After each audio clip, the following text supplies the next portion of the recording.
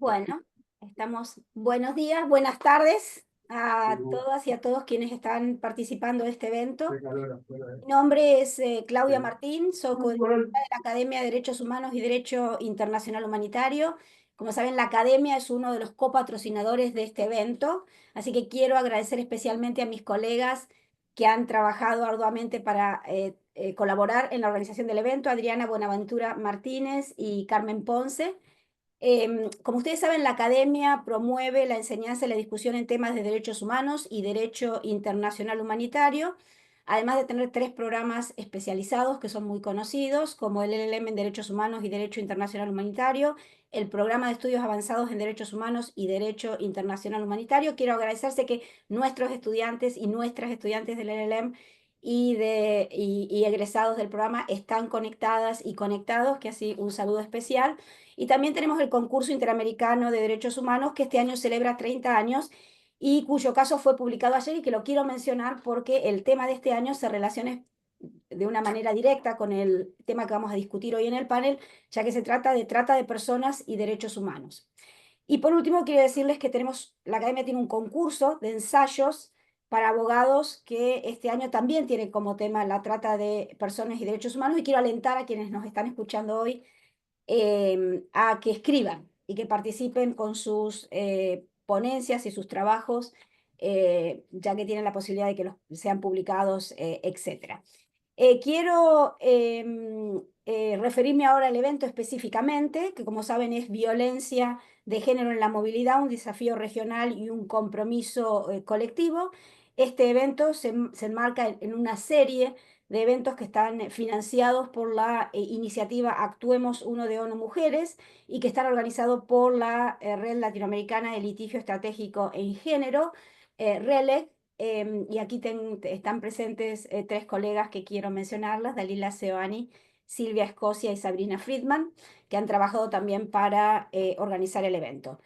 También quiero mencionar que este evento es una ocasión especial para conmemorar a nuestra compañera Georgina Mendoza, que nos abandonó demasiado pronto y que apoyó dedicadamente el trabajo de la RELEC desde sus inicios y cuyo legado sigue inspirando nuestro trabajo. En el día de hoy, el evento en el que vamos a discutir los temas de violencia de género en movilidad tiene por objeto identificar, discutir, evaluar desafíos que enfrentan las mujeres y niñas en situación de movilidad en América Latina, que están caracterizados por condiciones extremas y la falta de presencia estatal e infraestructura básica que obviamente intensifican los riesgos de violencia de género. La RELEC tiene un interés específico en trabajar en temas de movilidad, mirando al fenómeno transfronterizo y además también de promover el trabajo de varias organizaciones y colegas de la región que trabajan estos temas y que son parte de la RELEC. También mencionar que el evento de hoy está, y ustedes van a escuchar un poco las presentaciones de los y las distintas panelistas, tienen un objeto de que ustedes tengan una visión que viene de sociedad civil, de expertos y expertas independientes con experiencia en entidades nacionales e internacionales y también representantes de gobiernos. Así que muchísimas gracias a todos y a todas por unirse hoy a este evento, que seguramente dejará mucho más para seguir discutiendo en el futuro. Antes de terminar, le quiero pasar la palabra y presentar a quien participará como hoy como moderadora, que es la doctora Gina Cabarcas, que es directora del Laboratorio de Justicia y Política Criminal. Gina, te paso la palabra. Gracias. Gracias, Claudia. Bienvenidos a todas y a todos. Tuvimos la alegría de tener más de 100 personas inscritas, así es que estamos muy contentas de estar acá y de poder compartir este espacio con ustedes. Yo soy Gina Cabarcas. Como decía Claudia, voy a estar moderando este espacio y hago parte de la RELEC. Entonces, pues también pues contenta de poder como parte de la RELEC apoyar la coordinación de este espacio. Hoy entonces, digamos, casi que para finalizar los 16 días de activismo contra la violencia basada en género, pues contamos con la participación de 4 expertas y expertos que desde el Ministerio Público, desde la Fiscalía, desde organismos internacionales y organizaciones de sociedad civil han denunciado la violencia contra las mujeres y las niñas en situación de movilidad desde distintos espacios, y eso es parte de lo que también nos van a contar hoy, cómo desde su experiencia han visto la situación de las mujeres y niñas en situación de movilidad. El panel entonces lo vamos a dividir en dos, en tres en realidad, lo vamos a dividir en tres, y yo a medida que vayamos avanzando voy a ir presentando a las cuatro expertas y expertos que tenemos hoy. La primera parte del panel vamos a abordar las principales barreras que se han observado en el acceso a la justicia para las mujeres y niñas en situación de movilidad. Ahí entonces vamos a hacerles preguntas a nuestras cuatro panelistas sobre cómo han visto y cuáles son esos principales barreras y desafíos en el acceso a la justicia. La segunda parte del panel entonces va a ser sobre propuestas de acción, ¿sí? ¿Qué podemos hacer? Y ahí como RELEC estamos muy interesadas en poder mover a estos esfuerzos desde organizaciones de sociedad civil, pero también con instituciones públicas, de qué propuestas de acción tenemos para mover el tema y para llevar digamos, para mover el acceso a la justicia de las mujeres y niñas en situación de movilidad. Y por último, vamos a tener la oportunidad de tomar algunas preguntas del público. Tenemos casi 2 horas para estar con ustedes, así es que pues la idea es que nos oigamos y que también si van poniendo las preguntas en el chat, yo las puedo ir organizando y así vamos teniendo conciencia de el tiempo y de cómo abordar todas las inquietudes. Entonces, para comenzar, voy a darle la bienvenida, no sé si ya tenemos, si ahí la veo, a la doctora María Alejandra Mángamo. Ella es fiscal cotitular de la Procuraduría de Trata y Explotación de Personas de Argentina. Em, También es como fiscal interinamente a cargo de la Fiscalía Nacional en lo Criminal y Correccional Federal número 12 y coordinadora de la Red TRAM, que es la Red de Trata y Tráfico de Personas de la Asociación Iberoamericana de Ministerios Públicos. Eh, María Alejandra es abogada especializada en Derecho Penal, docente en diferentes universidades nacionales y latinoamericanas, es autora de artículos sobre trata de personas y coordinadora representante de la Comisión Permanente de Supervisión de la Unidad de Bienes Incautados y Decomisados del Consejo Federal para la Lucha contra la Trata de Personas. Como ven, la experiencia de María Alejandra vi que desde los 18 años está digamos, en temas de justicia y prestando servicios de justicia. Y entonces, para comenzar, queremos preguntarle desde esa experiencia, ¿cuáles has observado que son los principales desafíos que enfrentan las mujeres y niñas en movilidad para acceder a la justicia, particularmente por hechos de violencia de género? Entonces, María Alejandra, te oímos. Hola, bueno, muchas gracias. Quiero agradecer especialmente la invitación para estar en este tan importante evento. Creo que la cuestión de género en contextos de movilidad es algo en lo que tenemos que trabajar mucho más y específicamente lo que tiene que ver con nuestra región, la región latinoamericana y digamos, los flujos migratorios que hoy en día en nuestra región están digamos, de alguna manera transitando de sur a norte principalmente, creo que el mayor desafío está en los contextos de movilidad terrestres. Es decir, hoy tenemos en nuestra región una movilidad en flujos migratorios que son, digamos, vulnerables al tráfico ilícito de migrantes y a la trata de personas que se dan por vía terrestre. Esto no quiere decir que no existan otras circunstancias, como por ejemplo la movilidad marítima u otras formas de movilidad que suelen tener otro tipo de riesgos. Pero por eso hoy me voy a centrar en los riesgos asociados al tránsito terrestre.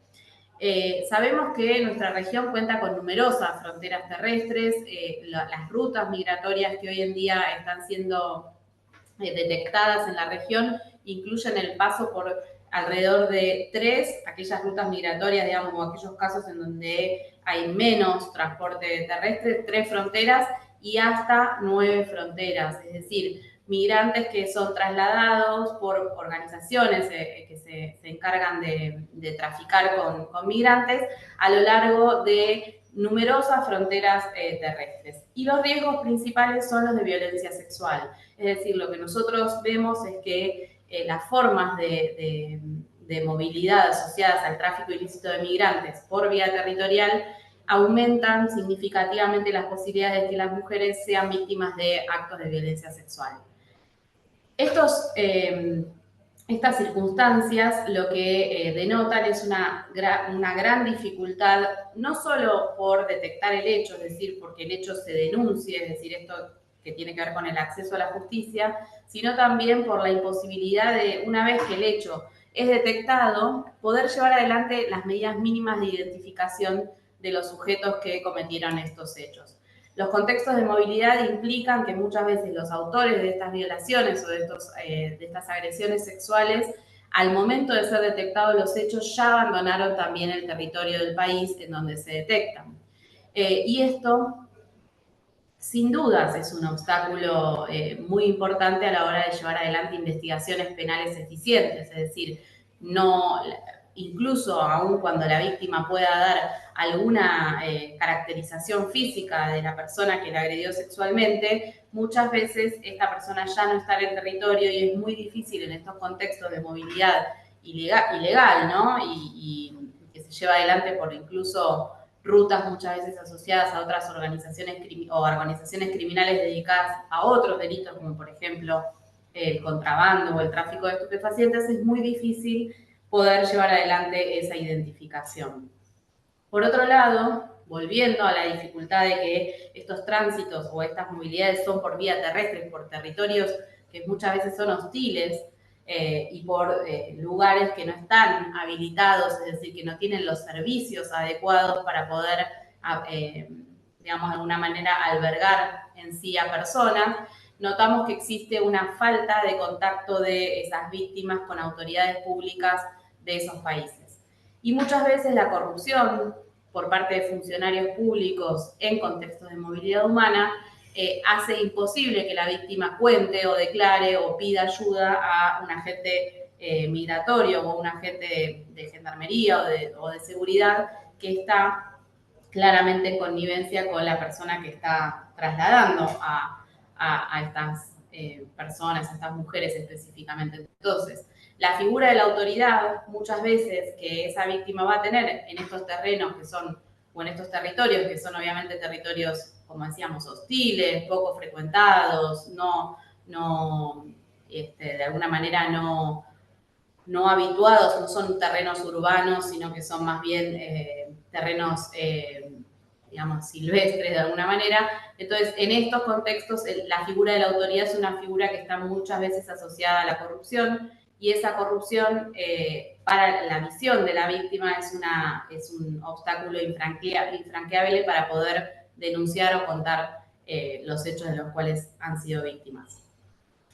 También es muy interesante pensar en las legislaciones que hacen a la movilidad de niñas en este contexto, ¿no? Sabemos que en lo que tiene que ver con el tráfico ilícito de migrantes o los flujos migratorios ilegales, la presencia de mujeres es menor a la de varones, ¿sí? Estos flujos en general están mayoritariamente integrados por varones, pero sí se empieza a notar que ciertas legislaciones a nivel nacional permiten, por ejemplo, el matrimonio infantil o permiten autorizaciones para que los niños de muy débil control, para que niños no acompañados o niñas en este caso puedan estar en contextos de movilidad, y esto genera muchas veces algunas conductas que también violentan, ya no desde la perspectiva, o sí, también desde la perspectiva de la violencia sexual, pero también desde otras perspectivas como las perspectivas de violencia en contextos de autoridad, la imposibilidad de acceder a,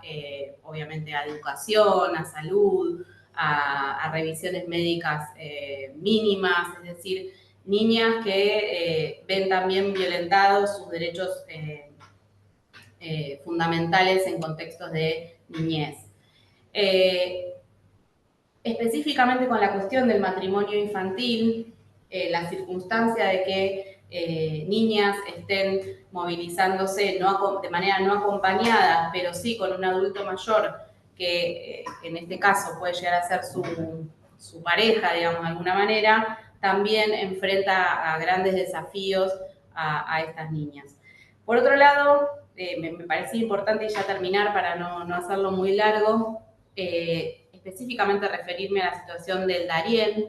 El Darién es la región que une, digamos, Suramérica con Centroamérica, entre Colombia, es una zona de frontera entre Colombia y Panamá, que hoy está siendo el foco de grandes violaciones a derechos humanos, específicamente de mujeres. En el contexto de la migración en el Darién se han detectado grupos de migrantes que son, digamos, transportados por organizaciones de tráfico ilícito de migrantes que llevan entre una o dos mujeres que suelen ser ofrendadas sexualmente incluso para actos de corrupción, pero también para actos de extorsión que se dan durante la movilidad, que muchas veces vienen de la mano de organizaciones territoriales, organizaciones criminales territoriales que para permitir el paso, permitir el avance de ese grupo por el Darién, piden, de alguna manera exigen que esa mujer, digamos, sea de alguna manera violada o agredida sexualmente. Y en estos contextos, la Fiscalía de Panamá advierte específicamente sobre la dificultad que existe porque estos grupos siguen avanzando, producto de que entregaron a la mujer para, digamos, poder continuar con su camino, y es imposible después identificar a quiénes eran los integrantes de ese grupo. Se avanzó en colocar fiscalías dentro de la selva, dentro del Darién, para poder tener una ayuda más inmediata. Imagínense que antes esto se detectaba días y días después porque es una región de difícil acceso. Hoy están ahí en el lugar, sin embargo existen muchas dificultades para acceder a tiempo a estos casos. Gracias, Alejandra. Entonces, Alejandra nos plantea una variedad de dificultades y barreras para el acceso a la justicia, y para continuar con la identificación de esas barreras y tal vez pensar también en acciones y métodos que se están implementando para aumentar la denuncia de episodios de violencia por parte de mujeres y niñas en movilidad. También nos acompaña Lorena Cano. Lorena es maestra en Derechos Humanos de la Universidad Iberoamericana en México. Aquí además tenemos de varios países de América Latina. Entonces, desde México, Lorena es también licenciada en Derecho por el Instituto Tecnológico Autónomo de México, ITAM, y tiene estudios de Derechos Humanos y Derecho Comunitario en la Universidad Carlos III de Madrid. Lorena coordinó el Centro de Acceso a la Justicia del ITAM, coordinó el área legal de Sin Fronteras, fue abogada senior de la Clínica Jurídica para Refugiados en la Universidad Iberoamericana en México, fue directora de Repatriación Humana en el Instituto Nacional de Migración, y actualmente es la coordinadora de la Clínica Jurídica de IMUMI, el Instituto para las Mujeres en Migración. Entonces, Lorena, si nos puedes contar un poco las acciones o métodos que se están implementando o que se podrían implementar para fomentar esas denuncias por parte de las mujeres y las niñas en situación de movilidad, y garantizar la seguridad de las víctimas y mejorar su acceso a la justicia. ¿Qué estrategias tal vez conoces que se han implementado o que ustedes están también tratando de implementar desde sociedad civil? Bienvenida, Lorena. Muchas gracias, Gina. ¿Sí me escucho bien? Sí, te escuchas bien. Perfecto, muchas gracias. Bueno, sí, yo hice algunas notas, justamente como detectando las barreras, un poco contextualizando la situación concretamente en México, y hacer algunas referencias a América Latina y el Caribe, porque luego soy muy dispersa y me gusta alinearme a los tiempos que hemos señalado. Y en un segundo momento, claro que sí voy a compartir algunas de las acciones pues que hemos intentado implementar. Yo no me atrevería o no me aventuraría a decir las hemos implementado y cómo han salido, ¿no? O sea, son intentos muy valiosos, sin duda, que desde el IMUMI hemos realizado. Entonces, bueno, sin más, creo que hay que empezar diciendo que el acceso efectivo a la justicia en México para personas migrantes en general y sujetas a protección internacional es sumamente limitado, ¿no? La justicia en México ni es pronta, ni es gratuita, ni es expedita, ¿no? Claramente una persona cuando requiere de un servicio jurídico, de un servicio legal, si no tiene un dinero suficiente, pues no va a poder acceder a procesos justos, ¿no? Adicional a ello, los niveles que tenemos en México de corrupción y de impunidad hacen que las personas no tengan ninguna motivación para denunciar los crímenes de los que son víctimas. Otro tema de preocupación en México están siendo cada vez más los rechazos aéreos arbitrarios, ¿no? Sabemos que no todas las personas cruzan vía terrestre, claro, la mayoría sí lo hace, pero también ahora, y dada la situación de crisis humanitaria mundial, hemos tenido varios arribos aéreos. Y bueno, pues haciendo mis notas para este evento, encontré que México rechaza diariamente 200 personas en sus aeropuertos internacionales, ¿no? Inclusive ya han habido reportes de baja de pasajeros, principalmente provenientes de Sudamérica, justamente porque el motivo es el maltrato a sus pasajeros, ¿no?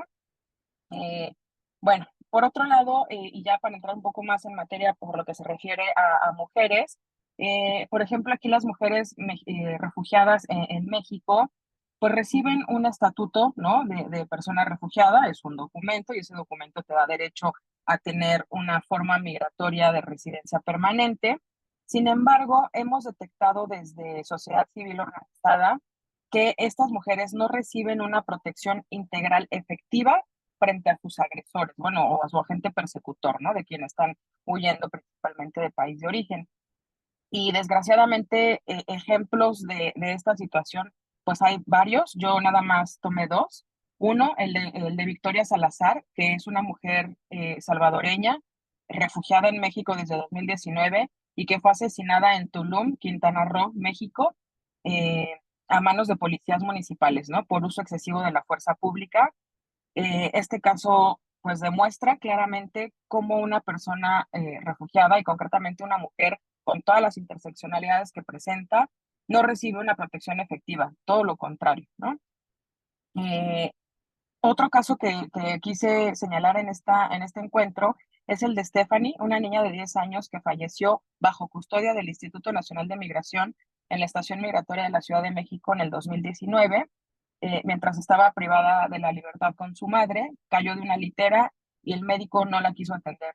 Y pues bueno, murió 7 horas después de una agonía tremenda y de dolores tremendos a causa de esta negligencia médica.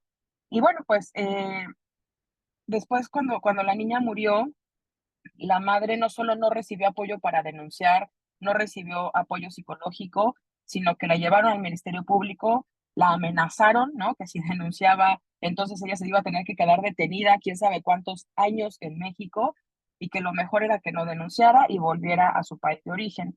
Nunca la devolvieron a la estación migratoria, al centro de detención, la llevaron a un departamento que todavía no sabemos de quién era o por qué la llevaron a ese apartamento, y de ahí la deportaron con una caja, ¿no? Fúnebre, con su niña de 10 años allá adentro. En ambos estos casos, ¿no? Que han concluido en muertes, porque obviamente tenemos en representación muchos casos más que no necesariamente terminan de manera fatal, pero también han sido víctimas de delito, ya sea del crimen organizado o a manos del Estado. En ninguno de estos dos casos han recibido justicia, ¿no? Seguimos sin sentencias, hay dilaciones procesales tremendas, ¿no? Brutales, eh, a pesar de que ellas sí tienen representación jurídica por parte de sociedad civil, que somos nosotras, que es Asylum Access, que es Fundación para la Justicia, ¿no? Pues no quiero imaginar cuando se trata de hechos criminales no cometidos por autoridades, sino por particulares y sin representación jurídica gratuita, ¿no? O sea, si este es el escenario para estas mujeres que nosotros representamos, pues imaginemos el escenario para otras mujeres, ¿no? Bueno, creo que ya lo mencionó la colega Alejandra, pero tenía aquí en mis notas mencionar que América Latina y el Caribe albergan las dos rutas migratorias más peligrosas del mundo, ¿no? O sea, no nada más de la región, del mundo. el Darién, que ya mencionaba Alejandra, y el corredor entre México y Estados Unidos. Hay personas que inclusive dicen que es peor transitar el tránsito por México para llegar a Estados Unidos que el propio Darién, ¿no? Entonces, imaginemos el nivel de violencia que viven estas personas en este país. Las mujeres son obligadas en este sentido a utilizar caminos altamente militarizados y con presencia del crimen organizado, ¿no? Y ya mis últimos 3 puntitos que quisiera decir antes de hablar de nuestras propuestas de acción es que respecto a los derechos, por ejemplo, a los que acceden las mujeres, un estudio que hizo OIM, la Organización Internacional de las Migraciones, en Costa Rica, Panamá, Guatemala, México y Honduras, identificó que las principales necesidades de las mujeres migrantes son el acceder a la alimentación, a la generación de ingresos, a los albergues seguros, asistencia médica, transporte, protección, seguridad y asistencia legal. Y de acuerdo con ONU Mujeres, el 74% de las mujeres en movilidad humana trabajan en el sector de los cuidados, de las cuales el 40% estaba sobrecalificada para el puesto que ocupaba. Entonces, en el tema de documentación migratoria, porque recordemos el Pacto Mundial, ¿no? Donde pues se supone que los países se comprometieron a trabajar por una migración ordenada, regular y segura.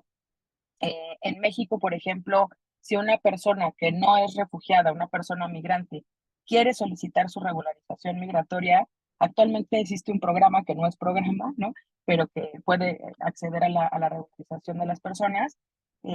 Tiene que tener por lo menos en la mano $1,250, ¿no? Lo puse en dólares porque a lo mejor aquí hay personas que no necesariamente vivimos en México con pesos mexicanos. Entonces, por persona cuesta aproximadamente esa cantidad, $1,250, y claramente tendrás que haber ya tenido en México de manera regular por lo menos 2 años, ¿no? Entonces, pues también en este rubro es súper complicado. Desde el IMUMI hemos litigado asuntos como las revisiones migratorias en carreteras, por ejemplo, porque la ley de migración desde el año 2011 en este país permite que migración revise la situación migratoria de todas las personas, inclusive fuera de los lugares destinados al tránsito internacional de personas. Esto quiere decir en cualquier carretera, ¿no? Entonces, bueno, pues nosotras claramente hemos señalado que esto es discriminatorio y la Corte así lo confirmó en México. Hacer estas redadas dentro del país es totalmente discriminatorio. Y esas verificaciones migratorias, perdón, esas revisiones migratorias son las que desencadenan en esta detención migratoria, pues que también ya muchas y muchos de ustedes deben de saber, terminan en ocasiones en la muerte, ¿no? Para muestra, basta el incendio ocurrido en Ciudad Juárez el año pasado, el 27 de marzo de 2023, en donde 40 personas perdieron la vida, hombres, 27 más resultaron lesionados, y las mujeres que se encontraban detenidas en ese momento en el lugar de los hechos ni siquiera han sido reconocidas como refugiadas, como víctimas, perdón, ¿no? Entonces, bueno, el panorama me parece que en México es bastante crítico, cada vez es más crítico. Siempre que hay un cambio de gobierno cada 6 años en México, tenemos la expectativa de que quién va a venir de comisionado del Instituto Nacional de Migración. Y siempre nuestra expectativa llega alguien peor, ¿no? Llega alguien más violento, más militarizado, más policíaco, más persecutor. Entonces, bueno, pues ahora justamente en enero toca este cambio, ya viene un nuevo comisionado del Instituto Nacional de Migración y pues vamos a ver qué va a seguir. Creo que por ahorita lo voy a dejar hasta ahí. Gracias, gracias Lorena. Sí, perfecto. Bueno, Lorena agrega más obstáculos y más barreras, no solamente en el tránsito terrestre, sino también por la vía de los rechazos aéreos. Para continuar, entonces tenemos a Felipe González Morales. Felipe es chileno. Se desempeñó como relator especial de Naciones Unidas sobre los derechos humanos de las personas migrantes entre 2017 y 2023. Antes de esto fue presidente, comisionado y relator sobre migrantes en la Comisión Interamericana de Derechos Humanos, director de la Maestría en Derecho Internacional de los Derechos Humanos de la Universidad Diego Portales, profesor en la Academia de Derechos Humanos de American University y profesor honorífico de la Universidad Carlos III de Madrid. Felipe, a ti queríamos preguntarte, digamos, pensando en zonas críticas como el Darién, pero también el paso hacia México, como lo mencionaba Lorena, La violencia de género afecta desproporcionadamente a mujeres y niñas en movilidad que enfrentan estos barreras de acceso a la justicia. ¿Cómo vincular estos actos con la responsabilidad de los estados y qué mecanismos podrían garantizar protección y justicia efectiva?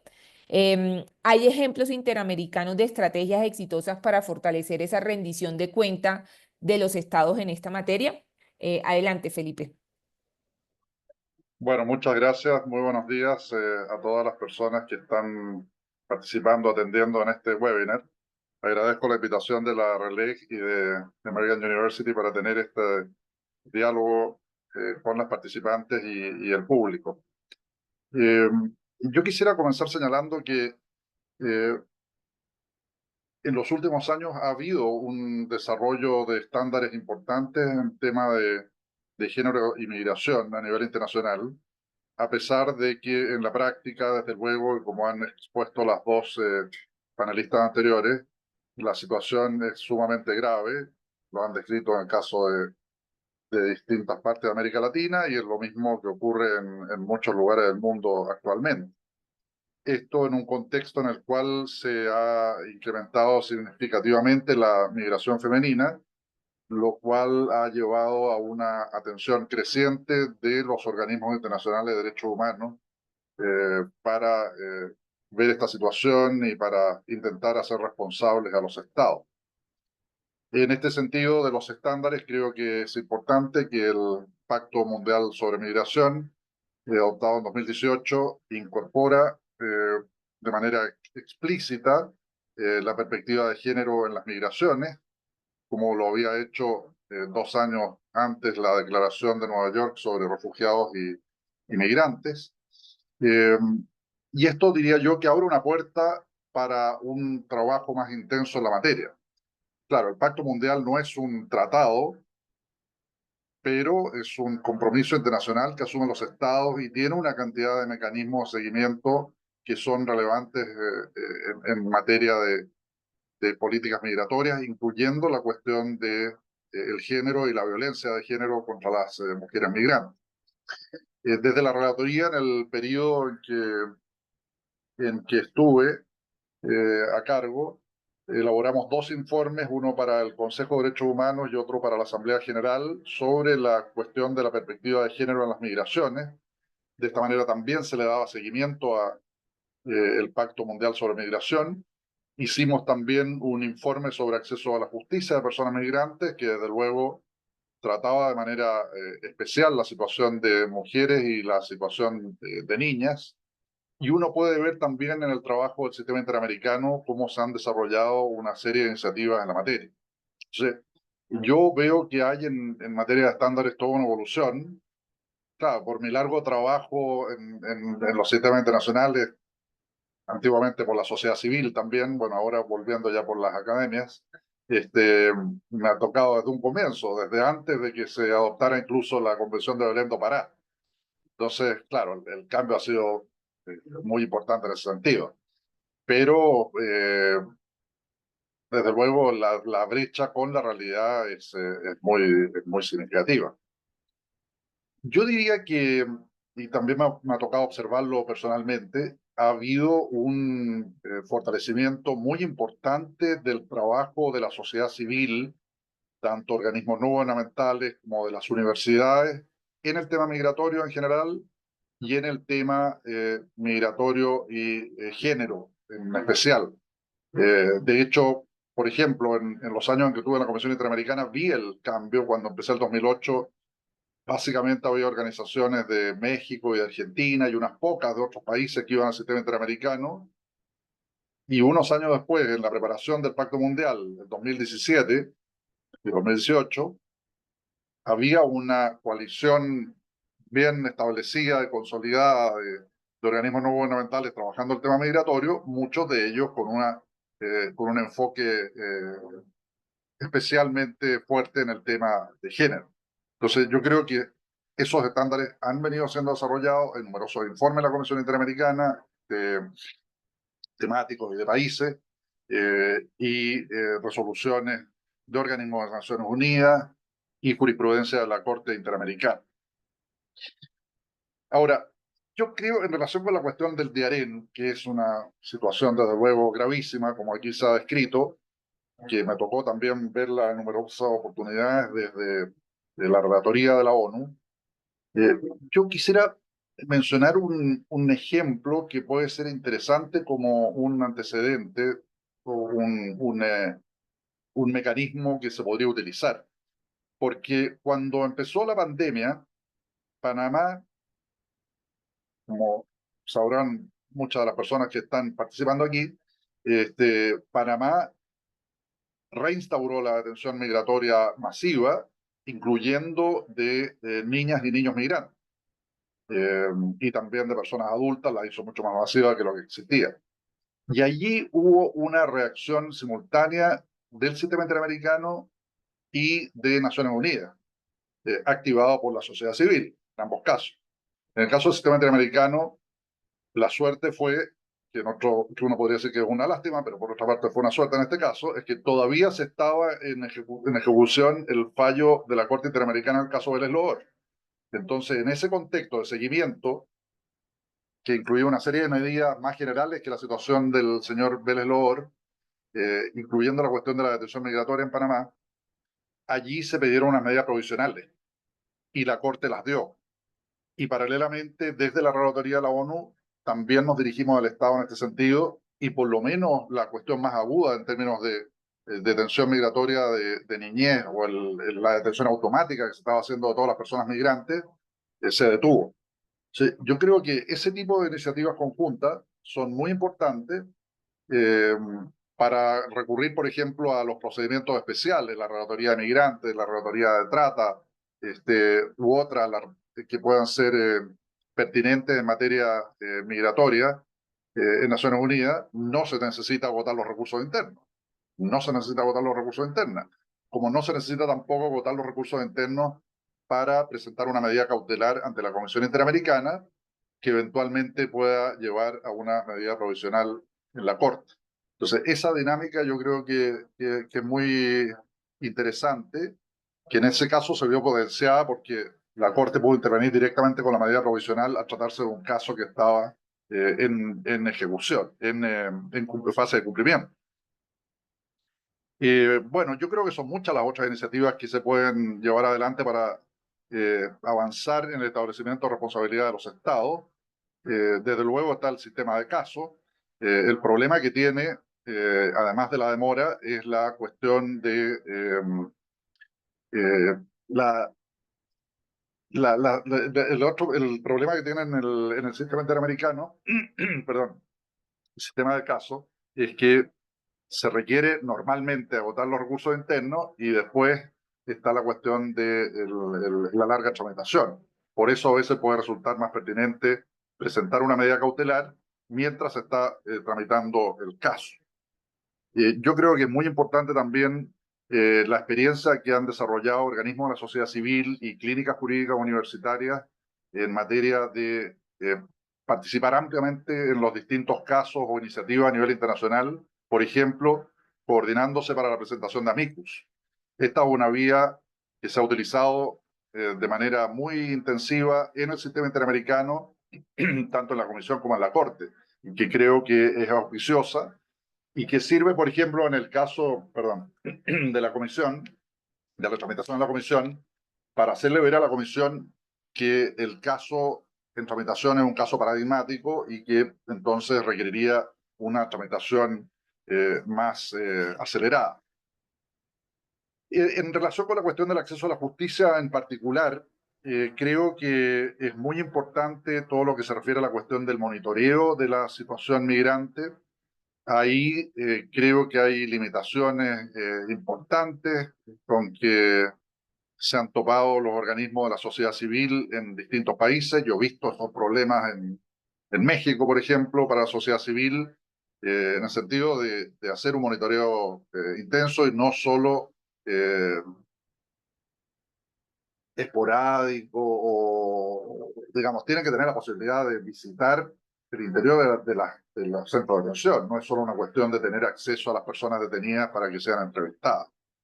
Creo que es importante también la iniciativa que han adoptado una serie de estados en el sentido de otorgar permisos de residencia temporal a mujeres que presentan denuncias por violencia, mujeres migrantes que presentan denuncias por violencia de género, así como el fortalecimiento de la línea de concesión de refugio sobre la base de persecución por razones de género. Creo que esos son algunos aspectos relevantes que convendría resaltar, y en cualquier caso me parece que la coordinación en este sentido que lleven a cabo los organismos de la sociedad civil y las universidades es muy importante. Quedo aquí para no alargarme en exceso. Gracias, Felipe. Bien, y para terminar esta primera parte del panel, tenemos a Celia Medrano, salvadoreña, ahorita en Guatemala, pero salvadoreña, experta en derechos humanos, movilidad humana y gestión pública.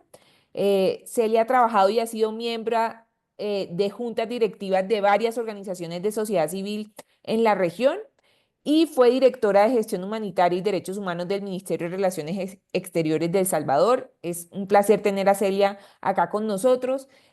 A Celia queríamos, digamos, para cerrar esta parte del panel, preguntar por cómo entender los patrones de violencia contra las mujeres y niñas en situación de movilidad y cómo entender esos patrones de violencia nos pueden ayudar a tener mejores respuestas más efectivas para ese acceso a la justicia, y preguntarte entonces qué tendencias has identificado en tu trabajo sobre la violencia contra las mujeres y niñas en situación de movilidad.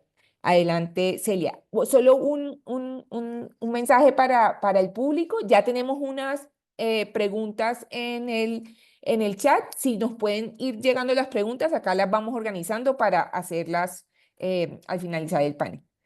Adelante, Celia, bienvenida.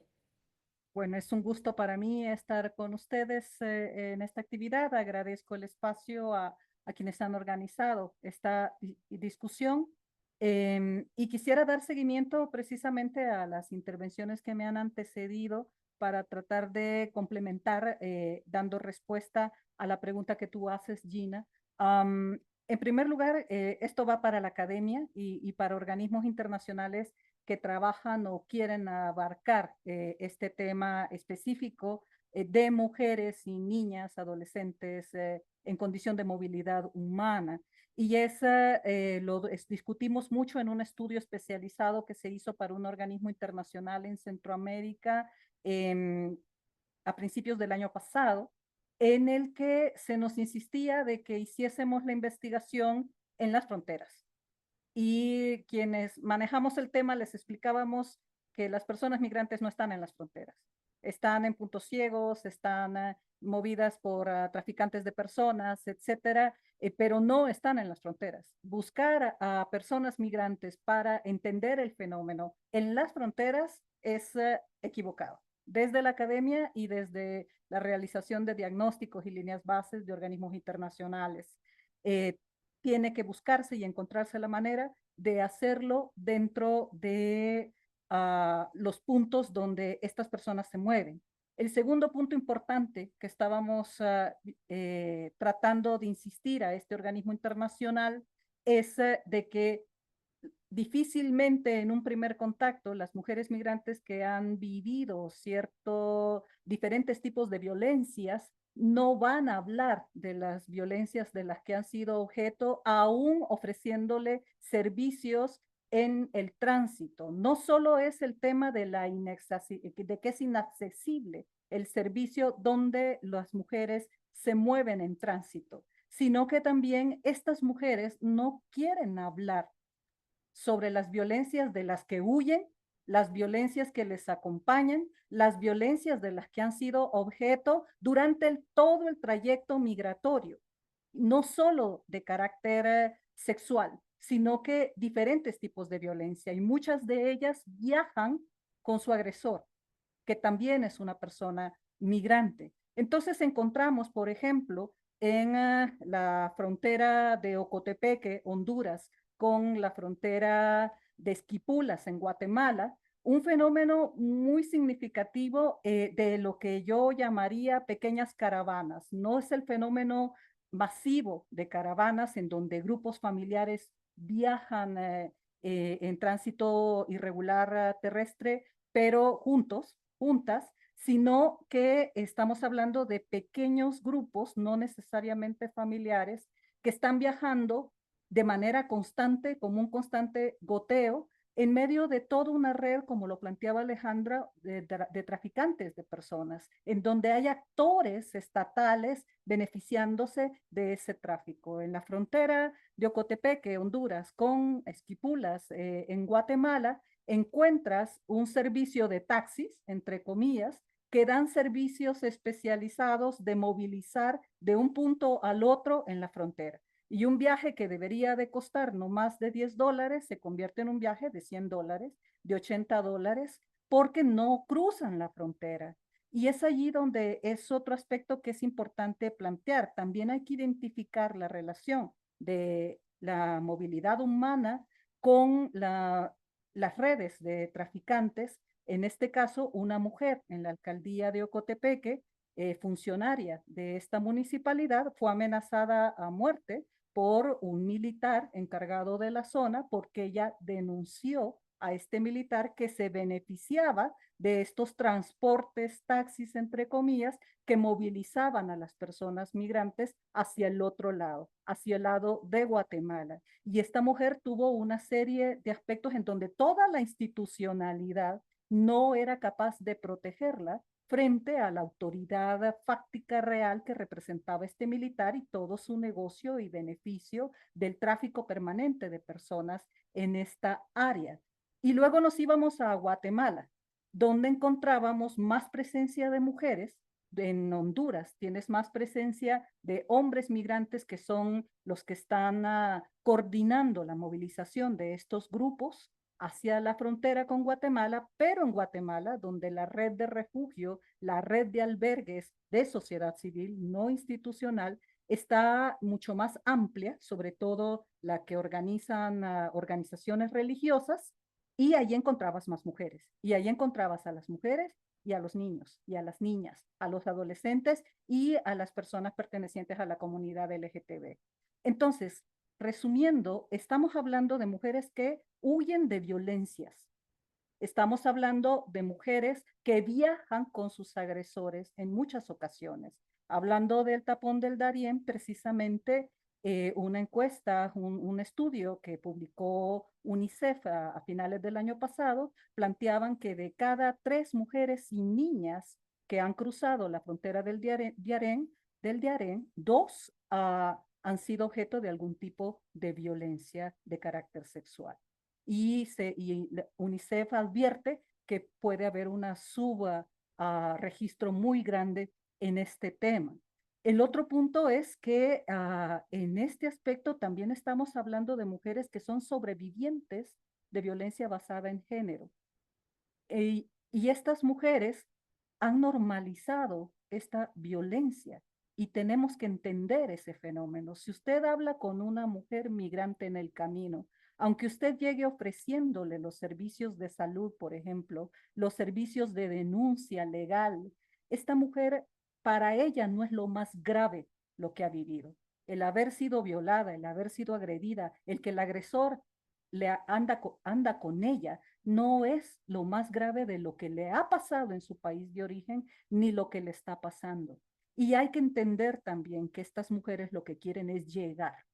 Para una mujer migrante en tránsito, poner una denuncia en Panamá ante las autoridades que no están formadas ni sus estructuras están preparadas para asumir una violencia que ha sufrido una mujer migrante en tránsito, le representa perder un mes, le representa perder 2 meses sin ninguna garantía de que habrá pronta justicia y habrá justicia en el proceso que ha activado denunciar. Si no entendemos esto, no sabremos dar respuesta a ese fenómeno, sobre todo en función de las mujeres. Se habla de El proceso liderado por OIM, principalmente con respecto a la migración segura, ordenada y regular, no estamos hablando de Cartagena más 40, que precisamente se encuentra en Chile, la planificación estos días de los próximos 10 años de seguimiento de Cartagena.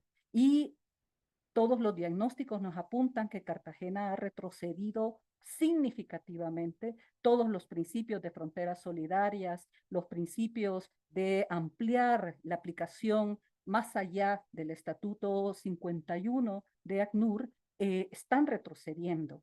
Y esto está pasando en materia de género. Los avances que se habían dado hacia la protección específica de mujeres, niñas y adolescentes están retrocediendo en los países, y este es de los grandes retos que se está ventilando esta semana en Chile en el nuevo plan de acción de los próximos 10 años del seguimiento de Cartagena. En ese punto, a mí me parece importante plantear de que en un escenario, Cartagena se está viviendo en un escenario donde se han disparado las solicitudes de asilo por parte de centroamericanos, por parte de extracontinentales, principalmente en Estados Unidos y en México. Y hay una condición de toda la institucionalidad de nuestros países que no está preparada para asumir esto. Se ha hablado el próximo 20 de enero en los Estados Unidos, y hay una presión muy fuerte nuevamente para México, pero también para los países centroamericanos, de detener las fronteras, de pasar, de hacer más hacia el sur la frontera de Estados Unidos con México, pasarla a Centroamérica, pasarla a la frontera sur de México con Guatemala, tercerizar las fronteras en materia de militarización de las fronteras y en materia también de lo que se conoce como convenios de tercer país seguro. Y en ese marco, Belice, por ejemplo, ha rechazado poder integrar una iniciativa de tercer país seguro porque hay personas de la comunidad LGTBIQ dentro de los que podrían ser beneficiarios. Y Belice plantea de que su legislación criminaliza a una persona que abiertamente es de la comunidad LGTB. Entonces, no va a recibir a personas con perfil alto de protección internacional porque su legislación no concibe a una persona de la comunidad LGTB, independientemente de la condición de riesgo y vulnerabilidad que esa persona se encuentre. Tratando de avanzar en este aspecto, precisamente yo quería cerrar invitando que este primer bloque de este foro reflexionara sobre tres cosas. Una, cómo se trabaja en función de que son los estados los que deben de acercar los servicios de salud, de servicios legales a las mujeres que están en tránsito. Cómo abordar de que estas mujeres no quieren denunciar, no quieren quedarse en los países, cómo podemos también movilizar estos servicios. Y hay una iniciativa que también los que conocen Panamá deben de conocerla, impulsada principalmente por el Alto Comisionado de Naciones Unidas de Derechos Humanos, que trata de provocar de que los servicios se movilicen con las mujeres. Y hay un caso el año pasado de una mujer que fue violentada precisamente cruzando la frontera del Darién en Panamá.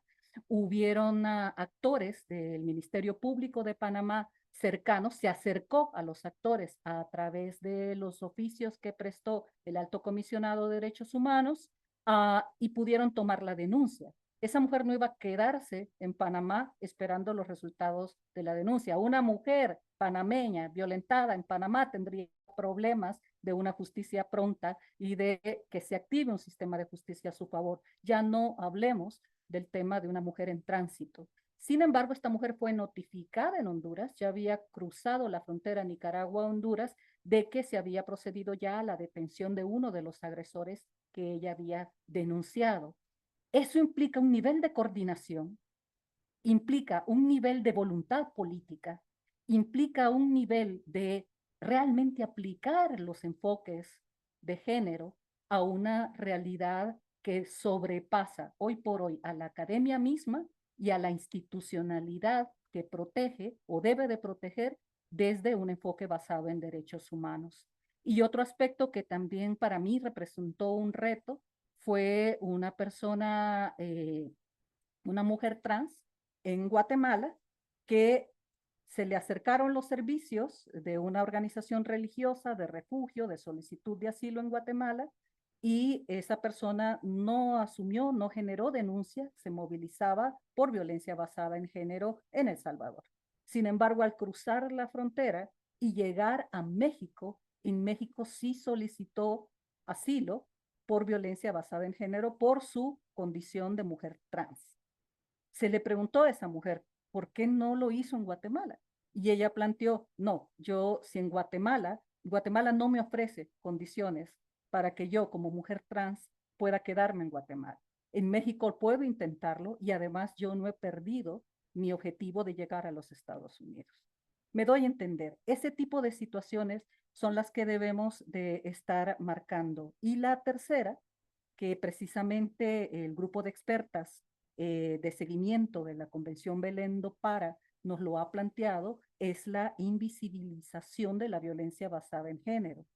¿Cómo planteamos que esa invisibilización se triplica, multiplica cuando se trata de violencia basada en género que sufren mujeres que a todos les interesa invisibilizar por su condición de migrantes que mientras más pronto pasen el país en tránsito, es mejor para las autoridades y para todos, entre comillas, si se evidencia la violencia que son objeto estas mujeres, eso, entre comillas, complica más a toda la institucionalidad que no está diseñada para proteger a las mujeres connacionales de sus respectivos países, mucho menos para proteger a mujeres que arrastran un sinnúmero de violencias, huyen de esas violencias, enfrentan violencias en el camino y siguen avanzando para llegar a un destino donde ellas pueden encontrar dignidad y seguridad que les negada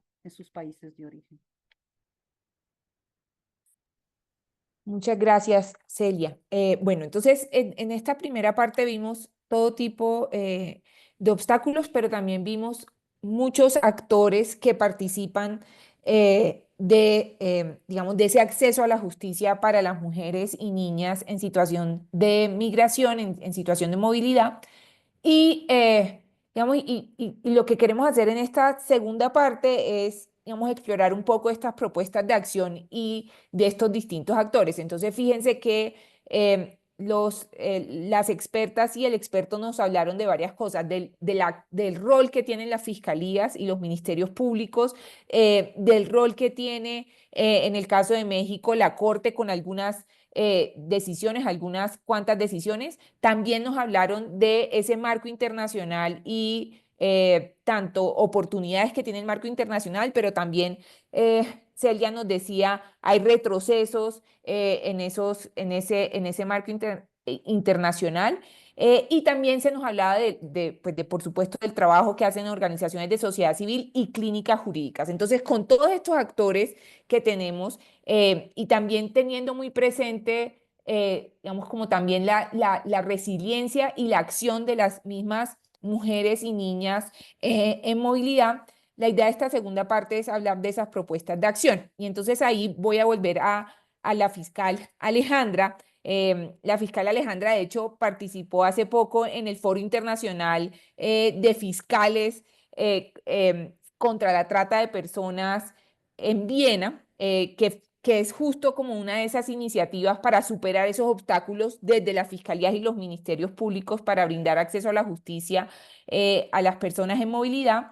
Y queríamos entonces preguntarle sobre esos obstáculos de la fiscalía, pero también cómo se han superado esos obstáculos y cómo se ha integrado la perspectiva de género en el trabajo de la Procuraduría que lidera la fiscal Alejandra, pero también lo que ella ha podido ver de ese relacionamiento que tiene con otras fiscalías de la región. En esta segunda parte, entonces, le pido a los panelistas que puedan usar 5 minuticos en sus respuestas para tener un último espacio para preguntas. Adelante, Alejandra. Bueno, sí, justo en el foro global que estuvimos en Viena hubieron representantes de varios países de nuestra región y trabajamos específicamente sobre los flujos migratorios de la región, digamos, de Sudamérica y el Caribe, de alguna manera se empiezan a detectar situaciones en los últimos años que tienen que ver con la presencia de migrantes de otras regiones, de otros continentes, y esta situación, que es cada vez más frecuente, nos lleva a un primer obstáculo que tiene que ver con las barreras, primero del idioma y segundo también culturales que existen entre personas que provienen, por ejemplo, de países del sur asiático, de África o incluso de países como China, que integran estos flujos migratorios y al integrar estos flujos migratorios y específicamente ser víctimas del delito de tráfico ilícito de migrantes o incluso algunos supuestos de trata de personas, se ven impedidas de acceder por una cuestión incluso de interpretación y demás a la ayuda de las instituciones y de las autoridades de los distintos países de nuestra región. Esta cuestión del idioma y demás, a veces uno podría decir, bueno, pero se puede conseguir un intérprete, alguien que dé cuenta de qué está diciendo esta persona, pero en los contextos de movilidad es muy importante que se tenga en cuenta que esos dichos muchas veces van a ser la única evidencia que vamos a tener para llevar un caso a juicio. ¿Y esto por qué es importante? Porque, bueno, porque esos intérpretes o esos traductores tienen que hacer interpretaciones o traducciones que sean válidas para presentar ante un juez. Y recién escuchaba, creo que fue la última expositora, Celia, que contó un caso de Panamá en el cual se acercaron y hubo un adelanto de prueba, porque eso es lo que en principio se hace con las víctimas que están en contexto de movilidad, es tratar de obtener un testimonio que pueda ser válido en juicio, que pueda ser expuesto ante un tribunal en un contexto de juicio oral. Y para eso se necesitan ciertas formalidades, con lo cual un gran obstáculo tiene que ver con la cuestión del idioma hoy en día, ya que estos flujos migratorios tienen gran cantidad de personas que hablan distintos idiomas. Por otro lado, se nota una ausencia de comunicación entre fiscales de los distintos países. Es decir, existen ciertas rutas y estas rutas, de alguna manera, es verdad que van variando, pero están muy preestablecidas.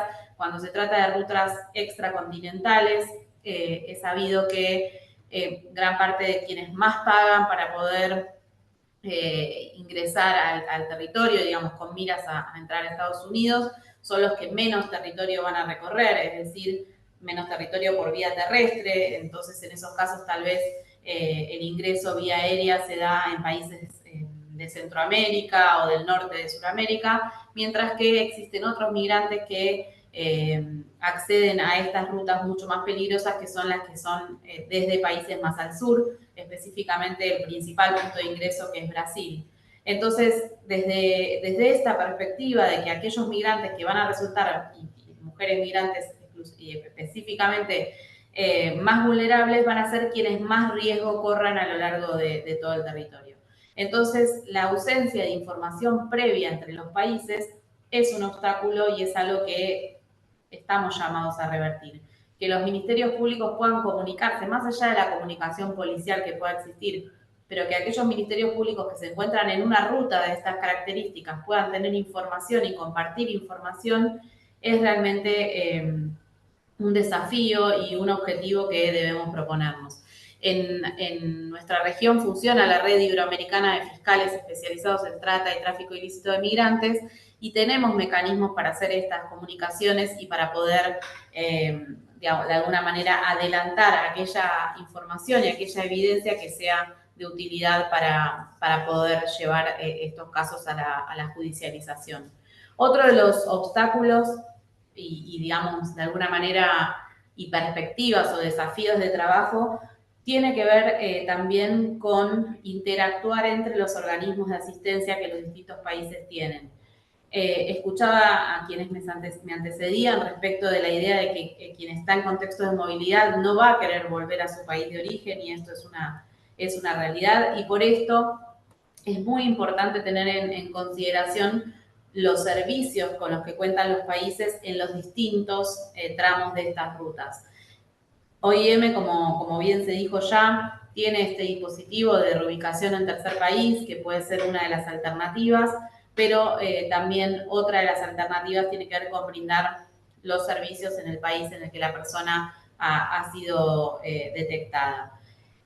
Esto requiere información previa también. Cuando nosotros encontramos la necesidad de prestar asistencia a una víctima de tráfico ilícito o una víctima de trata, no tenemos tiempo para conocer quién está llevando adelante esto en tal país o en otro país. Por eso es importante también las plataformas regionales que tenemos en la región, de los puntos focales que los países tienen para brindar asistencia a víctimas de trata y tráfico ilícito de migrantes. Una de estas plataformas, que es la PRED, que funciona también bajo el auspicio de la OIM, es una herramienta para poder tener esta información de alguna manera, no diría por ahí en tiempo real, pero sí tener estos teléfonos rojos de comunicación en donde uno pueda, estando en un país A, comunicarse rápidamente con alguien en otro país, en país B o C, que tenga las herramientas para poder brindar esa asistencia en el menor plazo posible. Otra de las circunstancias que nos parece muy interesante es trabajar desde el lado de la prevención, ¿no? Para que estos flujos estos flujos migratorios puedan verse reducidos, es muy interesante, por ejemplo, de qué manera los organismos de investigación financiera o de información financiera pueden brindar elementos para la prevención y para la detección oportuna. Sabemos que todas las rutas de tráfico ilícito de migrantes son financiadas, digamos, tienen una finalidad económica en su operatoria, y esta finalidad económica tiene ciertas, digamos, herramientas financieras que se utilizan con mayor frecuencia para poder dar lugar a el traslado o la transferencia internacional de ese dinero entre los distintos países, específicamente las remesas de dinero o bien las billeteras virtuales como Wajala, es decir, circunstancias o herramientas financieras que encontramos en muchos casos, no en uno, en muchos casos de tráfico ilícito de migrantes, y que los países podrían incluir en lo que es sus técnicas de prevención del lavado de activos, en función de los compromisos también que han asumido con organismos internacionales como el Grupo de Acción Financiera y demás, y que de alguna manera lo que notamos es que frente a ciertos contextos, como son los contextos del tráfico ilícito de migrantes, los contextos de la trata de personas, en donde las personas perjudicadas son más vulnerables, y específicamente en lo que hace al tema de esta reunión, las mujeres, las niñas, es decir, aquellas personas que es más difícil que obtengan una voz en el ámbito de estos delitos económicos. Entonces, vemos que esa dificultad tiene que ser, digamos, de una manera contrapesada con una actitud activa de los estados en la prevención y en la detección de estos flujos financieros que se detectan específicamente. Y por último, decir que, digamos, más vinculado a la frontera ahora sí de México con Estados Unidos y demás, hay que prestar específica atención al vínculo que existe entre el tráfico ilícito de migrantes y los cárteles de droga, es decir, o los grupos y organizaciones criminales establecidas en los territorios, porque se empieza a notar que son estas organizaciones las que empiezan a subirse al negocio del tráfico de migrantes, y los altos niveles de violencia, la existencia de una alta disponibilidad de armas de fuego, la existencia de mecanismos de corrupción sumamente aceitados y demás, hacen que el tránsito de estos migrantes sea realmente mucho más peligroso, ya no por cuestiones que pueden tener que ver con la geografía de un lugar, sino que tiene que ver ya con el establecimiento preexistente de organizaciones territoriales con alto poder de daño y de fuego, digamos, de alguna manera. Gracias, fiscal. Vamos a seguir con Lorena, y a Lorena queríamos preguntarle sobre el rol de las organizaciones de sociedad civil. en esa atención a las víctimas de violencia basada en género en contextos de movilidad. ¿Cómo se ha usado o cómo crees que puede usarse el litigio estratégico para abordar estos casos? ¿Y qué otras estrategias pueden potenciar la capacidad de acción, la fomentación de redes de colaboración entre organizaciones de sociedad civil? ¿Qué otras iniciativas ves tú desde IMUMI y en ese trabajo tan colaborativo que hace IMUMI con otras organizaciones y redes en Centroamérica? Gracias, Gina. Sí, no, indiscutiblemente creo que hay que decir tres cosas y bueno, yo anoté 8 propuestas, pero me parece que lo que sí o sí es una realidad es que sociedad civil organizada claramente puede hacer un trabajo muy importante, muy profesional y de mucho impacto, pero al final nosotras como sociedad civil ni tenemos la carga ni el poder suficiente como para cambiar por completo la situación que viven las personas en movilidad, concretamente las mujeres que son víctimas de violencia, ¿no? O sea, esto quiere decir, podemos acompañar, claro que podemos acompañar y siempre va a ser un caso acompañado mucho más exitoso o con muchas más probabilidades de éxito que uno no acompañado. Sin embargo, me parece que sí es una responsabilidad importante de los gobiernos, de los países, pues accionar, ¿no? Y accionar no quiere decir de manera autónoma. Me parece que si algo hemos hecho desde sociedad civil mexicana es acercarnos mucho a las autoridades para colaborar, para coadyuvar, ¿no? Como para poder avanzar juntos y juntas, porque se supone que eso es lo que queremos todos, ¿no? Y todas. Avanzar y proteger los derechos de las personas en situación de mayor vulnerabilidad.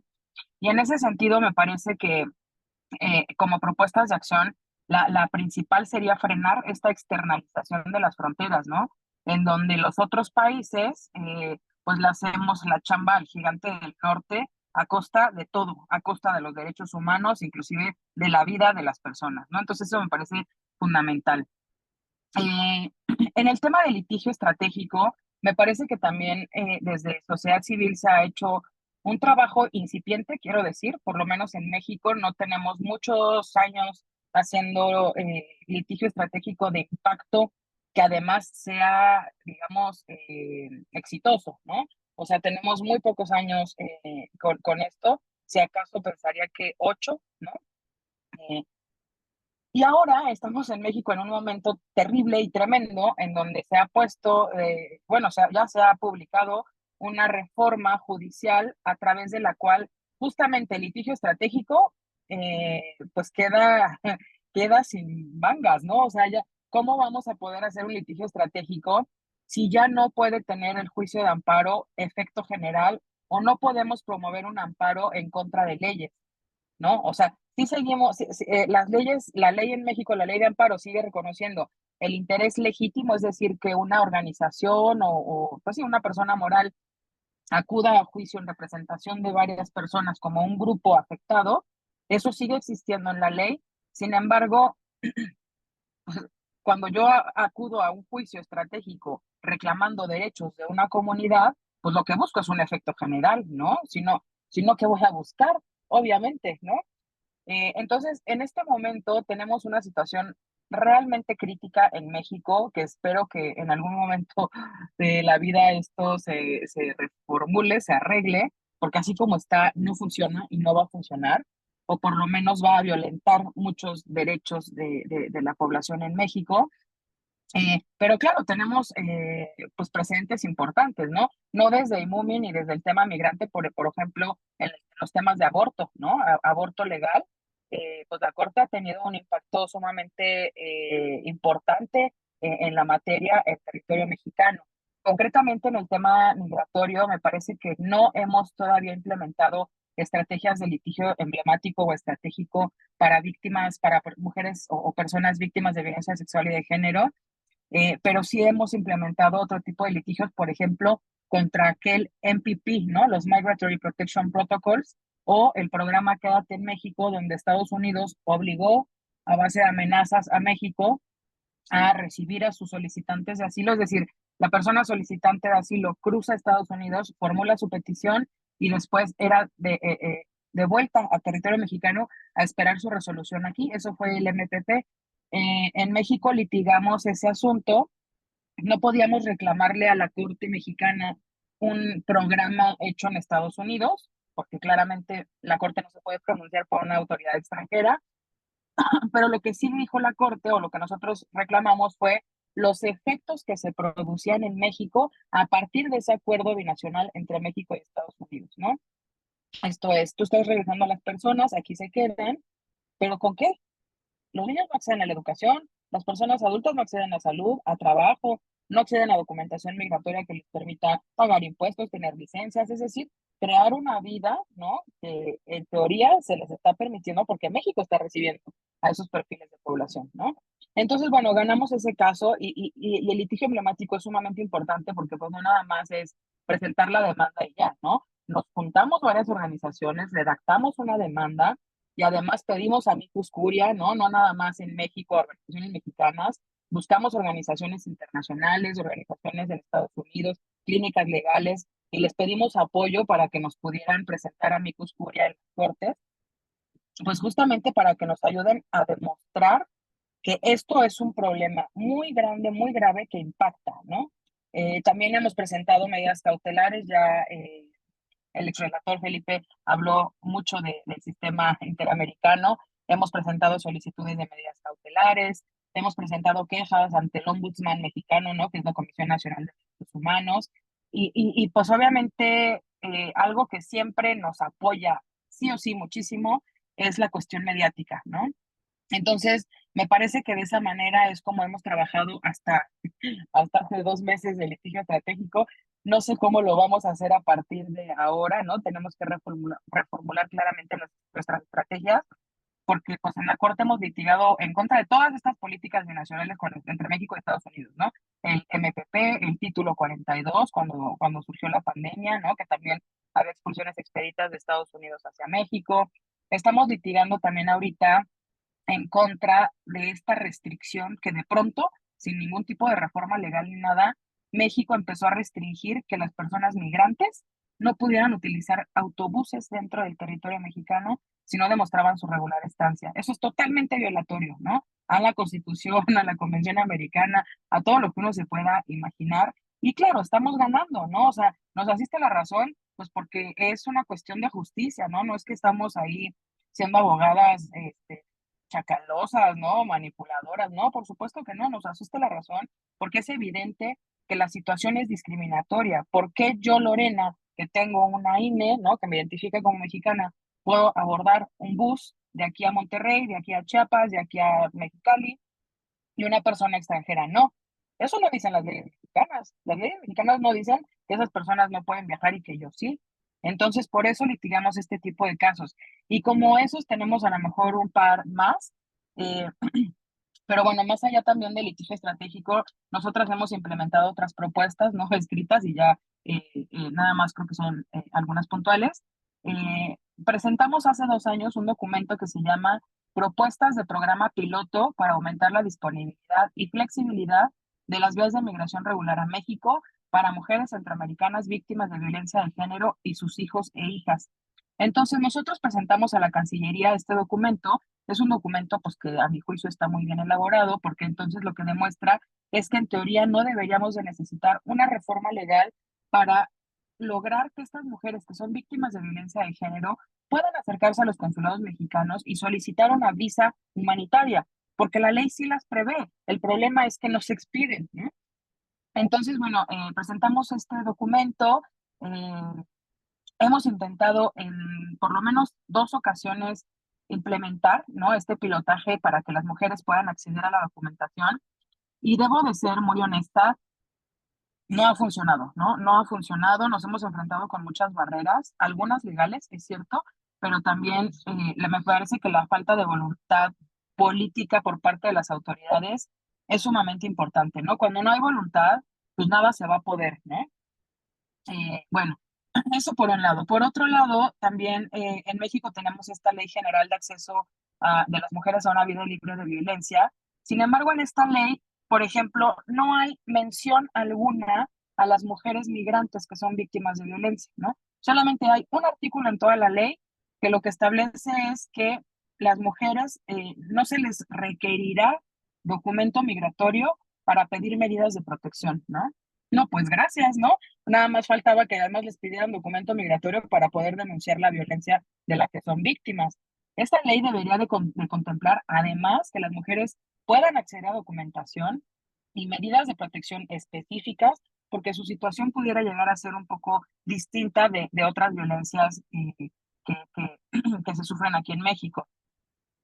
Es cierto que la Ley sobre Refugiados, Protección Complementaria y Asilo Político Mexicana prevé como uno de los motivos el género, ¿no? Para ser reconocida como persona refugiada. Sin embargo, también hace 2 años, me parece, del 2021, 22 y 23, 3 años, del 2021 al 2023, hicimos un trabajo con ONU Mujeres. A partir de su fondo fiduciario hicimos un proyecto y me pareció que también fue muy interesante porque nosotras, a partir de ese proyecto, pudimos trabajar mucho con la COMAR, Comisión Mexicana de Ayuda a Refugiados, que es la encargada de determinar el reconocimiento o no de las personas refugiadas en México. Y nos dimos cuenta que, bueno, y también hicimos un mapeo, pues me parece que interesante, a nivel República Mexicana, con organizaciones de la sociedad civil. Entonces, intentamos mapear un poco cómo trabaja también la organización, las organizaciones de la sociedad civil, no nada más el gobierno, con mujeres que son víctimas de violencia de género, ¿no? Entonces, bueno, de entre los hallazgos, no sé si ese documento ya está público o no, pero dentro de los hallazgos, por ejemplo, encontramos que en México se prevé solamente una entrevista de elegibilidad, ¿no? Y encontramos que estas mujeres, en la mayoría de las ocasiones, tienen una afectación emocional tremenda, ¿no? Que en muchos de los casos no les permite poder plantear toda su entrevista, todo su relato de una manera adecuada, coherente, ¿no? Entonces, notábamos que las entrevistas deberían de hacerse diferentes, ¿no? Por parte de la Comar.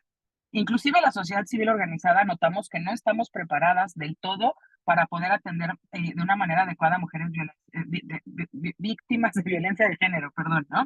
Porque no tenemos espacios adecuados para hacer las entrevistas, porque no siempre tenemos una psicóloga o un psicólogo acompañando y atendiendo el caso o la entrevista jurídica. Otra de las observaciones era esa, ¿no? ¿Qué tan importante es que quien entrevista, ya sea oficial de protección de la Comar o de sociedad civil, sea mujer o da igual que sea hombre, ¿no? Me parece que hay todavía por allí muchas cosas que se pueden todavía mapear eh, y que no necesariamente van a derivar del litigio, sino de esta colaboración entre sociedad civil y gobierno, ¿no? Y bueno, esto y otras cosas que pues no dependerán a lo mejor mucho de sociedad civil, como la desmilitarización de las fronteras, ¿no? Y abstenerse a adoptar medidas restrictivas de control migratorio de contención tan violenta, aplicar las leyes con perspectiva de derechos humanos, con también interés superior de la niñez y perspectiva de género. Fortalecer los sistemas de determinación de la condición de personas refugiadas, ¿no? De tal manera que sean género responsivos, atendiendo a estas necesidades diferenciadas de las mujeres, las niñas y los adolescentes. Incrementar el presupuesto, soluciones duraderas a las comunidades de acogida y asegurar que las políticas de cuidados sean accesibles para mujeres en situación irregular o de tránsito. Quería dar algunos otros datos, 5 datos, pero a lo mejor ya no me da tiempo, entonces en el momento de las preguntas voy a meter mis datos estadísticos porque sí me parece importante también mostrar en cifras de qué estamos hablando, ¿no? Gracias. Perfecto, Lorena. Igual para el público, la página web de IMUMI tiene sus publicaciones y varios documentos donde está pues, mucha de la información que nos está transmitiendo también Lorena.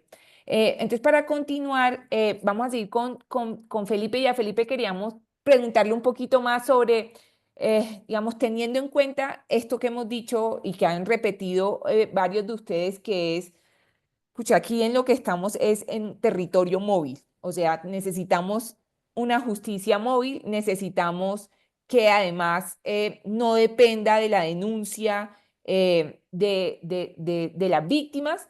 Entonces, ¿qué estrategias regionales en América Latina podrían responder a estas necesidades que hemos visto de las mujeres y niñas en situación de movilidad?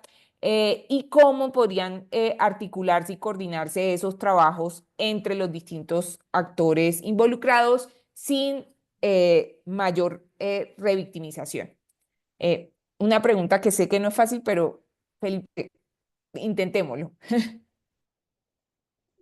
Gracias, Gina.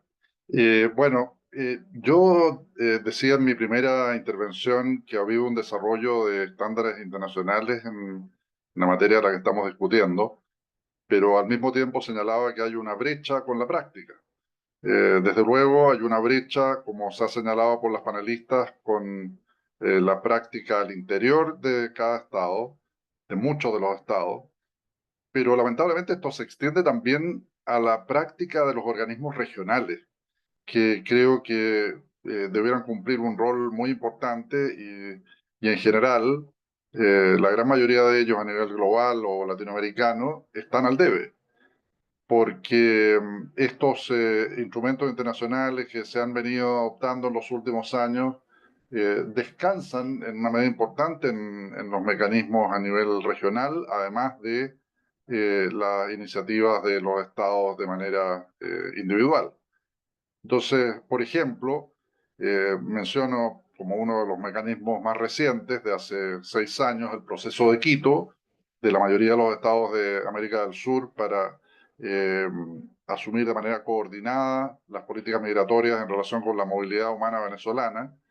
Bueno, lo que hemos observado allí, y esto yo creo que es el diagnóstico de los organismos de derechos humanos a nivel internacional, es una insuficiencia seria, porque el proceso de Quito, que sigue en marcha, en realidad no ha conducido a medidas coordinadas, simétricas entre los estados en términos de privilegiar un enfoque de derechos humanos en la migración, sino que a pesar de esta iniciativa, uno observa cómo los estados de manera más bien descoordinada, diría yo, asumen distintas medidas de política migratoria y a veces uno de ellos se adelanta y exige visas a nacionales de algún país que no se la requerían, entonces aparecen otros y dicen nosotros también. Y puede observar, por ejemplo, cómo Colombia ha tenido un proceso de regularización masivo de personas venezolanas en movilidad, cosa que no ha ocurrido a esa escala para nada en los otros países sudamericanos. En fin, o sea, hay un déficit ahí muy serio de los organismos regionales. Y esto es a nivel global, realmente. A veces los mismos organismos regionales son los que impulsan políticas migratorias represivas, como en el caso de la Unión Europea, en materia de migración. Bueno, ahora, yo creo que desde luego la sociedad civil ahí tiene un rol muy difícil, pero muy importante, que es monitorear y hacer ver al público lo que están haciendo y lo que no están haciendo los organismos regionales.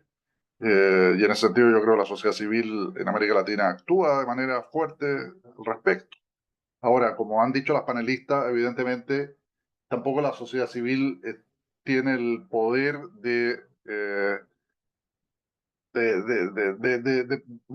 como grupo de presión no le da, evidentemente, como para forzar que organismos internacionales políticos, no me refiero a derechos humanos, sino políticos, adopten determinadas medidas migratorias.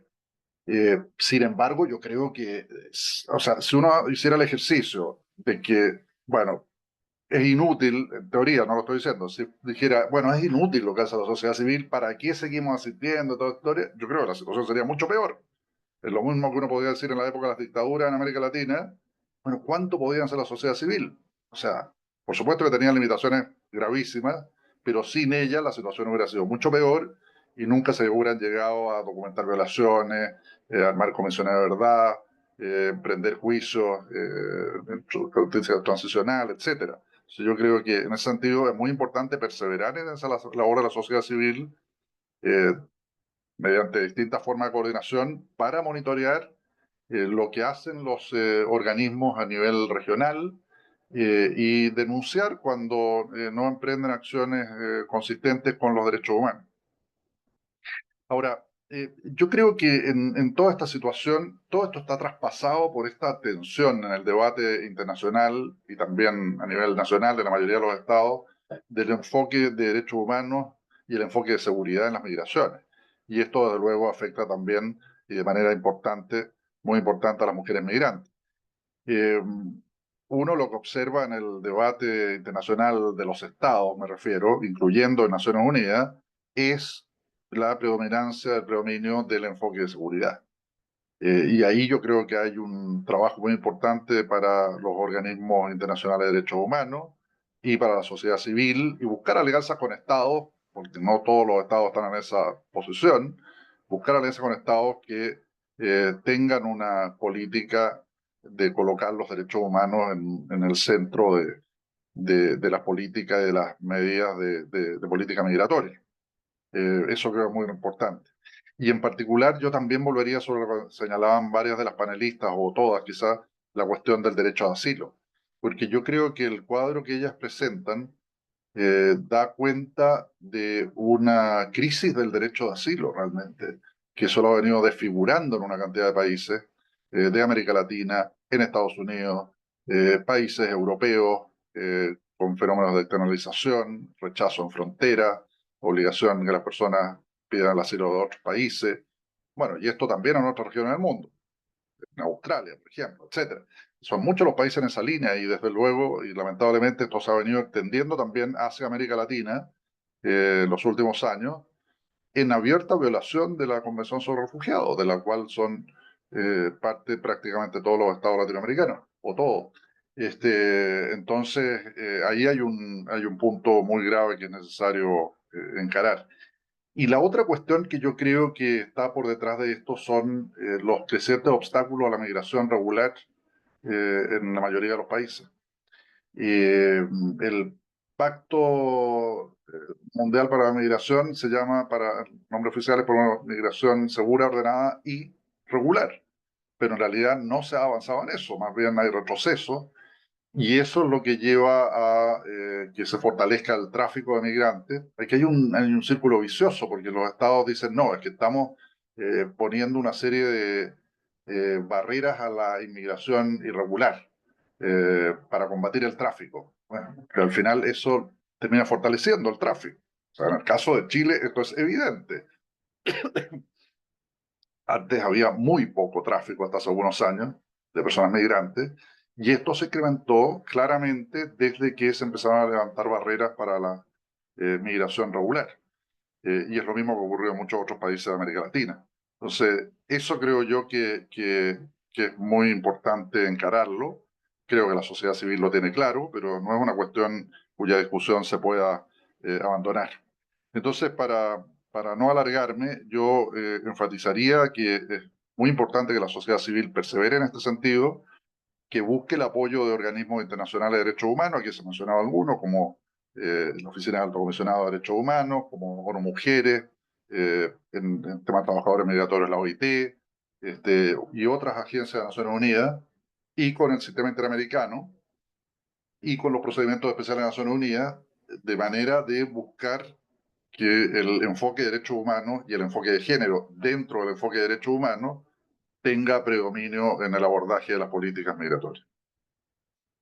Perfecto, gracias, Felipe. Celia, para terminar y un poco pensando justo en tu intervención anterior, ¿qué experiencias o lecciones aprendidas podrías contarnos que podrían adaptarse para la situación de las mujeres y niñas en situación de movilidad, con un enfoque centrado en la víctima? ¿Sí? Tú en la última intervención hacías este énfasis de no podemos exigirles que nos denuncien, o sea, eso es parte digamos, de la revictimización. Entonces, ¿qué experiencias o lecciones aprendidas nos puedes compartir que puedan ser adaptadas usando ese enfoque centrado en la víctima? Y si conoces buenas prácticas en la colaboración entre organizaciones de sociedad civil e instituciones nacionales o regionales. Yo creo que lo primero que debe de revisarse, Gina, es la masividad del fenómeno que estamos viviendo y la invisibilidad de la feminización de este fenómeno. Creo que estamos perdiendo de vista de que ahí los registros no están diciéndonos de cuántas mujeres estamos hablando, de cuántas niñas estamos hablando, de cuántas mujeres trans estamos hablando, de cuántos adolescentes, cuántas adolescentes estamos hablando, de cuántas mujeres mayores de edad estamos hablando. Ese enfoque diferenciado, como los organismos internacionales nos plantean, no se aplica realmente en registros oficiales, y hay una pregunta dentro del público que plantean, ¿y cuál es el rol de la CELAC, de la OEA, de todo el sistema interamericano? Uno de ellos es precisamente ese, dependen de la información oficial. O sea, ACNUR no va a subir a su portal sobre solicitantes de asilo una información que no le sea dada oficialmente por las instancias públicas de los respectivos países. Entonces, si estos países tienen subregistros del fenómeno, tendremos subregistros de qué dimensión estamos hablando. Luego también tenemos que asumir sociedad civil con actores estatales el aspecto de que a ningún estado le gusta que le digan que su gente se está yendo, que está huyendo porque no es capaz de darle condiciones de dignidad y de seguridad para quedarse. Esas condiciones de arraigo no están dadas en nuestros países y particularmente para las mujeres. Entonces lo que hay es una serie de narrativa en donde se nos quiere convencer de que el fenómeno, si acaso se da, no es tan grande. En el caso de El Salvador, por ejemplo, tenemos años de estar escuchando una narrativa en donde se nos dice que, por el contrario, hay migración inversa, que los salvadoreños, las salvadoreñas que están en otros países, principalmente en Estados Unidos, están regresando. No nos dicen, por ejemplo, datos de México.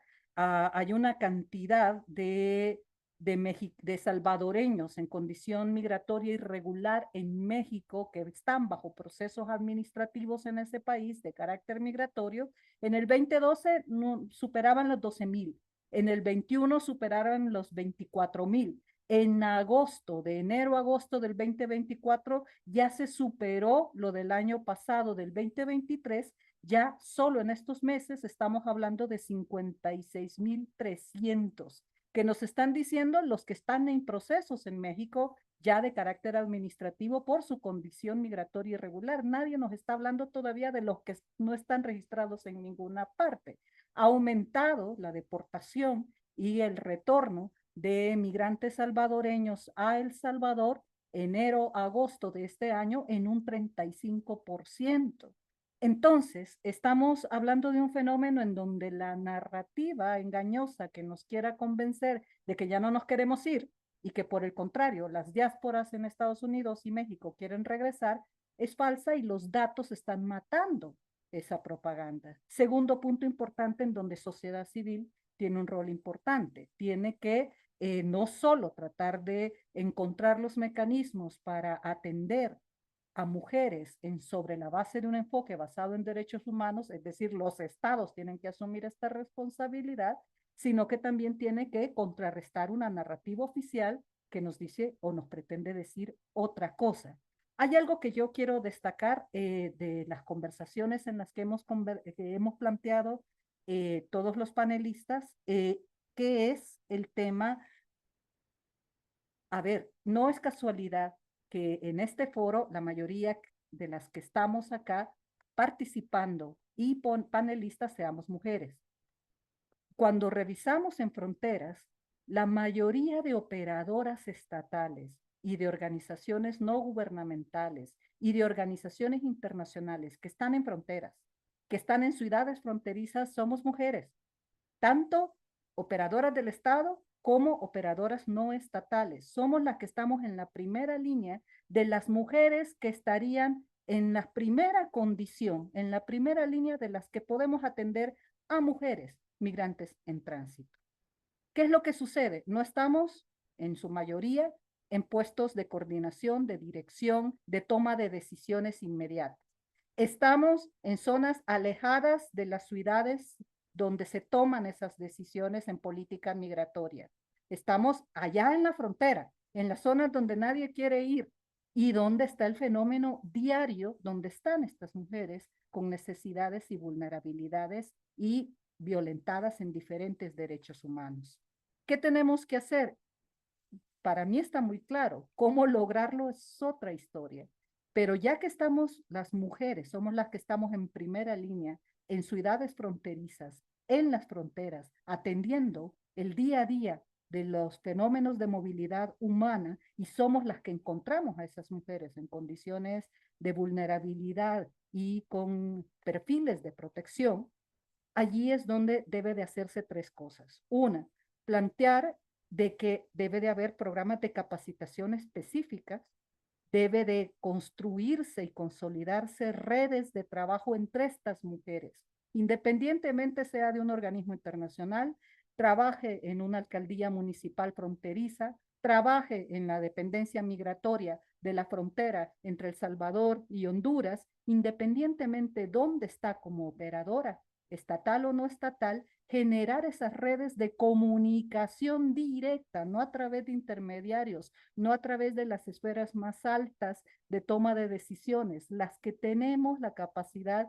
de dar soluciones de manera inmediata y con la capacitación debida, con el enfoque correcto hacia estas mujeres y algo que decía la compañera de México, con las capacidades concretas, específicas que debe de tener una persona que aborda a una mujer migrante venezolana, africana, originaria de un país asiático, en condiciones de vulnerabilidad y víctimas de violencias.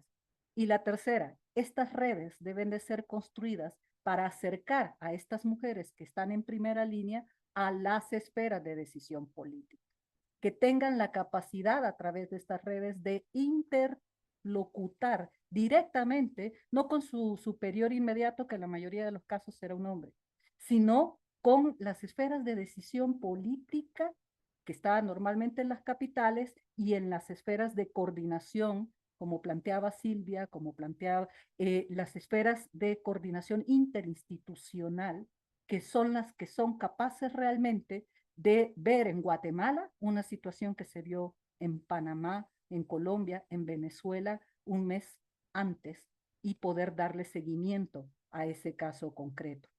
¿Qué nos falta? Voluntad política.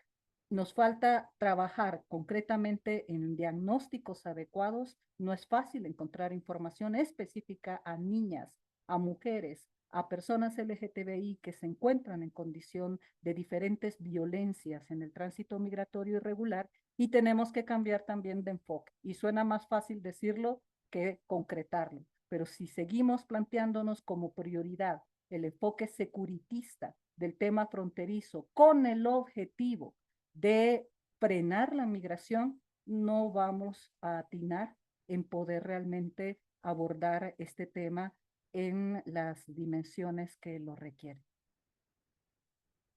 Bueno, muchas gracias a nuestras panelistas. Hay varias preguntas del público, algunas son muy puntuales, entonces invito a los panelistas que puedan contestarles específicamente y yo quiero entonces darle la palabra a cada uno. Tenemos un minuto para poder terminar y que puedan hacer como unas últimas observaciones específicas, digamos, y aquí pensando en las preguntas, a la doctora Alejandra se le pregunta un poco sobre, en comparación entre todos los países de la región, cuál es el país que ha visto que tiene las mayores dificultades o barreras. Em, a, em, a Lorena se le pregunta sobre el caso mexicano en concreto y sobre, ella ya lo había empezado a contestar, sobre la reforma judicial, qué implicaciones tiene. Entonces, Lorena, si puedes redondear y además traernos un poco las cifras que nos querías compartir en tu última intervención. Y a Celia Felipe, yo creo que voy a trasladarles varias de las preguntas que hay acá, pero pensando específicamente en si hay experiencias internacionales, y aquí nos preguntan sobre todo experiencias en Europa o en Medio Oriente que pudieran nutrir la experiencia acá en América Latina. Y voy a insistir en algo que ya ustedes dos lo mencionaron, pero ¿qué se le puede exigir a la OEA, a la CELAC, o sea, digamos, a esos organismos regionales, digamos, como qué podemos exigirles? Y con eso, entonces, le voy a dar un minuto a cada uno. Realmente eso es lo que tenemos de tiempo para luego despedirnos. Entonces, empecemos en el mismo orden. Alejandra. Bueno, sí, muy rápidamente. No puedo, digamos, decir un país que tenga mayor dificultad. Sí hay una realidad que tiene que ver con la modalidad Latinoamérica, que es de sur a norte, y específicamente el paso de Sudamérica a Centroamérica, digamos, y yendo hacia el norte, es el lugar más crítico en tanto a lo que sería el tráfico migratorio que hay ahí, es decir, la cantidad de personas que pasan, existen estadísticas, digamos, súper detalladas, tanto en Colombia, en Panamá, incluso en Costa Rica y en demás países en donde está la cantidad de migrantes que pasan por ahí, y uno ve que ahí está la mayor congestión en estas rutas que son siempre de sur a norte, con lo cual es ahí donde creo que hay que trabajar y hay que cooperar regionalmente en mayor medida, pero bueno, sería en ese sentido de la cuestión. Gracias, Alejandra. Lorena. Bueno, pues yo voy a aprovechar este tiempo para decir mis cifras. Entonces, en cifras, ¿cómo estamos? Actualmente hay registrados en México más de 73,000 solicitantes de asilo, personas solicitantes de asilo, solamente de enero a agosto de este año, del 2024. 44.19% son mujeres. La cifra bajó respecto del 2023 en números totales, pero también en el 2023 las mujeres ascendieron al 41.65%. ¿Qué nacionalidades tenemos presencia aquí en México? En este orden: Honduras, Cuba, Haití, El Salvador, Venezuela, Guatemala, Colombia, Nicaragua, Ecuador y Chile. En el caso de Chile, se trata de hijos e hijas de haitianos, ¿no? De enero a agosto del 2024, en términos de detención migratoria, observamos 925,085 eventos de detención. Aún cuando hemos detectado personas con regular estancia, con documentos migratorios, han sido privados de la libertad y enviados al sureste del país. 294,223 han sido mujeres. Y aquí una cuestión, un foco de alarma: 108,444 ha sido eventos cometidos en contra de niños, niñas y adolescentes. Recordemos que en México, desde el 2021, está prohibida la detención de niños, niñas y adolescentes. Claro, ahora migración les llama de otra manera, ¿no? Pero no son más que eso, presentaciones, ¿no? Y 51,797 fueron niñas. Reportes como el de Human Rights First han denunciado que entre el 45 y el 50% de estas personas que están intentando llegar a Estados Unidos y que tienen registro en la plataforma de CBP One han sido víctimas de delito cometido por el crimen organizado o inclusive por autoridades mexicanas. Y los delitos más comunes reportados han sido el secuestro, la extorsión, el abuso sexual y la tortura. O sea, imaginemos cómo está viviendo la gente, y estos son los delitos más reportados. Cuando digo reportados, no son denunciados, porque la gente no denuncia, ya habíamos hablado de esto. La gente reporta en estas entrevistas que hacemos desde sociedad civil. Y Quería, finalmente, Lorena, si vamos cerrando, que sí, acuérdate, en punto. sí, y finalmente, las razones de las mujeres para desplazarse según mujeres en América Latina y el Caribe han sido la reunificación familiar, la búsqueda de oportunidades laborales, inseguridad, persecución, violencia en todas sus formas, con especial énfasis en la basada en género, la desigualdad, violaciones a derechos humanos, conflictos sociales, deterioro, ¿no? Y bueno, yo creo que esta pregunta que hacías, ¿qué le podemos exigir a la OEA y organismos? Pues menos diplomacia y más acción, ¿no? Yo creo que eso sí es como sumamente complejo y no sé si va a pasar, pero eso necesitamos, más acorpamiento para las organizaciones locales y poder avanzar. Muchísimas gracias. Perdón. Felipe.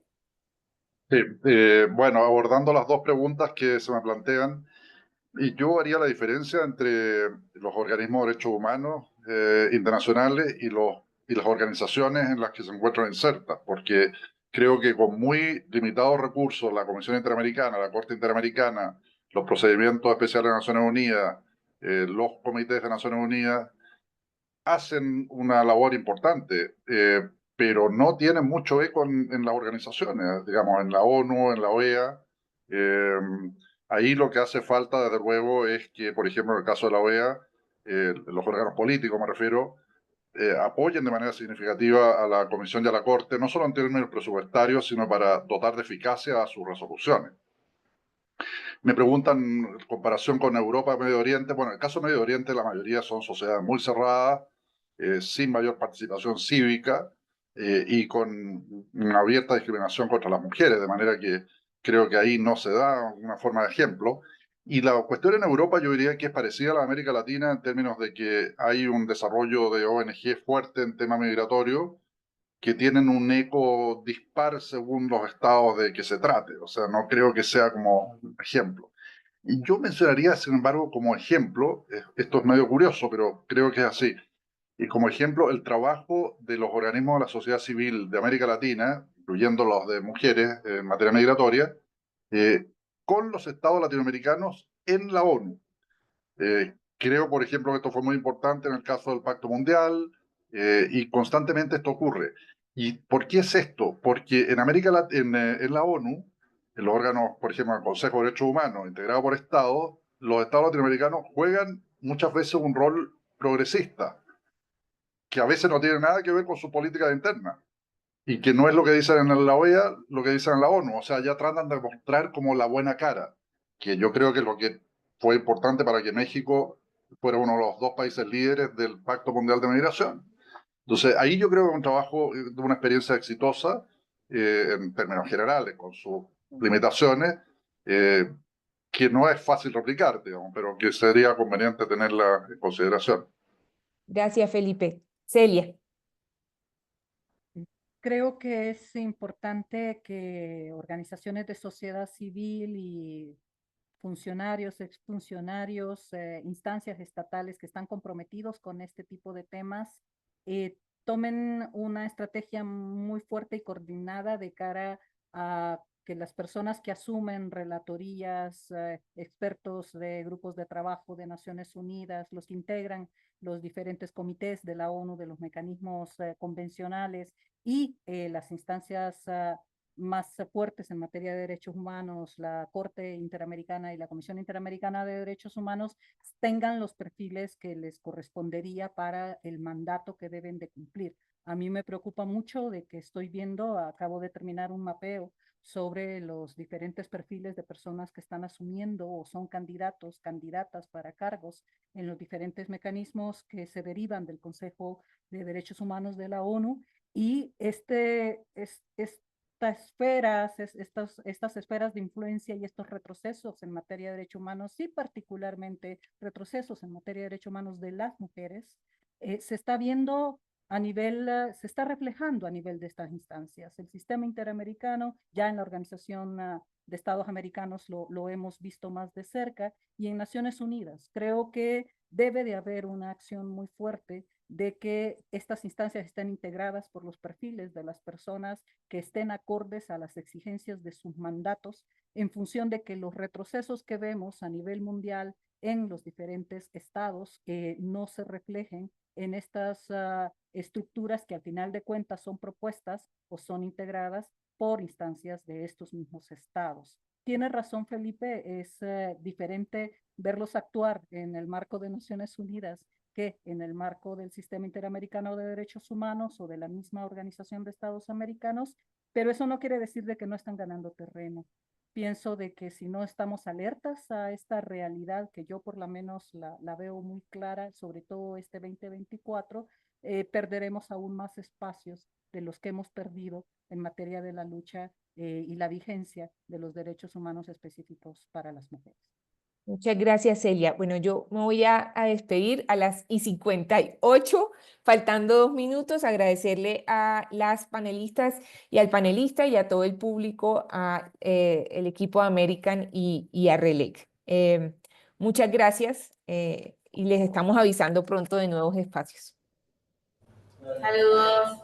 Bueno, muchas gracias a todos desde los organizadores. El evento se va a subir a la página para quienes estén interesados en volver a escucharlo, si no pudieron seguir la profundidad de todas las presentaciones que fueron extraordinarias, y también, digamos, comunicar el compromiso de RELEC y de la Academia de seguir explorando estos temas en el futuro. Nos dejaron mucho a todas y a todos para pensar, que así muchas gracias Gina, Celia, Felipe. Creo que se nos fueron las otras 2 panelistas, Lorena y Alejandra, pero un placer haberlos tenido a todas y a todos aquí, y gracias a todos los equipos que ayudaron para hacer el evento. Gracias a todos y seguimos en contacto. Buenas tardes. Hasta Muchísimas luego. gracias. Chao. Gracias.